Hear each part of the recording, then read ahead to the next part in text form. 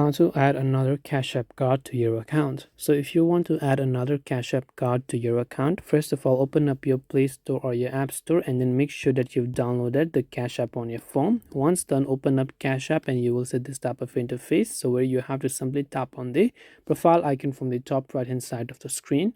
Once you tap the profile icon after you log in from your home page, next tab you will see is a linked banks. So over here you want to make sure to simply click on this option that says linked banks, and once you click on the linked banks option, on the next page it will ask you to add a card or a bank. So if you have a bank, that's perfectly fine, but if you want to add another card, on the bottom right just tap on the link card option after entering your debit card number and so on, and once done you would have successfully linked another card to Cash App on your account. So I hope that this video helped you. If you have got any more questions, queries, or doubts, feel free to also leave them down in the comment section below. As always, thank you very much for watching till the end of this tutorial, and see you soon in our next video.